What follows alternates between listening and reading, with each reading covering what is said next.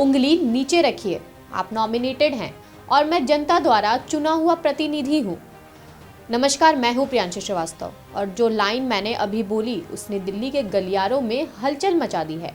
ये टीएमसी सांसद अभिषेक बैनर्जी ने देश के मुख्य चुनाव आयुक्त के चेहरे पर कही है। मौका था बंगाल की नई वोटर लिस्ट यानी कि एसआईआर को लेकर हुई एक हाई लेवल मीटिंग का। खबर है कि इस बैठक में माहौल इतना गर्म हो गया कि बात तू मैं और उंगली दिखाने तक पहुंच गई। बात इतनी बढ़ गई कि अभिषेक बैनर्जी को मीडिया के सामने आकर ये तक कहना पड़ा कि चुनाव आयुक्त महोदय ने मेरी तरफ उंगली उठाकर बात करी तो मैंने भी उन्हें कह दिया कि उंगली नीचे रखिए, आप नॉमिनेटेड हैं और मैं जनता द्वारा चुना हुआ प्रतिनिधि हूँ। अब सवाल ये है कि आखिर एक टेक्निकल प्रोसेस जिसे हम मतदाता सूची का सुधार कहते हैं, उसे बंगाल में इतना बड़ा पॉलिटिकल विवाद कैसे खड़ा हो गया। इस पूरी लड़ाई की जड़ 1,36,00,000 का आंकड़ा है। अभिषेक बैनर्जी जब चुनाव आयोग के दफ्तर से बाहर निकले तो उनके तेवर बदले हुए थे। अभिषेक बैनर्जी जब बैठक से बाहर निकले तो उन्होंने मीडिया के सामने एक एक करके वो बातें रखी जो अंदर हुई थी। उन्होंने आरोप लगाया कि 2.5 घंटे की मीटिंग में आयोग ने उनके सवालों का कोई भी ठोस जवाब नहीं दिया। अभिषेक ने सीधा सवाल दागा, पिछली बार जो 5 सवाल पूछे थे उनका क्या हुआ? 1,36,00,000 लोगों का नाम आपने संदेह में डाल रखा है, उनकी लिस्ट कहाँ है? टीएमसी का कहना है कि जब भी वो डेटा मांगते हैं तो चुनाव आयोग बात को नागरिकता या दूसरे मुद्दों पर मोड़ देता है।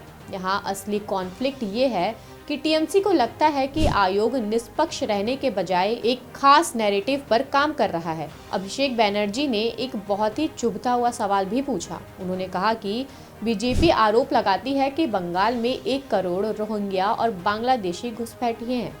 अब चुनाव आयोग जो 58 लाख नाम हटा रहा है, अभिषेक ने इसका हिसाब मांग लिया। उन्होंने पूछा, साफ साफ बताइए कि इन 58 लाख नामों में कितने बांग्लादेशी हैं और कितने रोहिंग्या।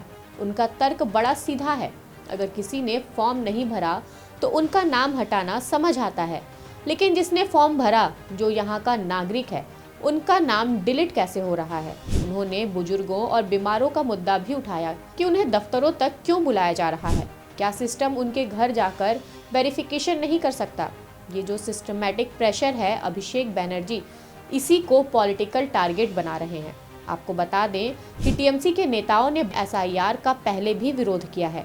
अभी जहां एक तरफ अभिषेक दिल्ली में भिड़ रहे हैं तो वहीं ममता बनर्जी ने भी कुछ दिनों पहले अपनी एक रैली में साफ कहा था कि मैंने अब तक एसआईआर का फॉर्म नहीं भरा है और आगे भी नहीं भरूंगी। ममता इसे अपनी अस्मिता और डिग्निटी से जोड़ रही हैं।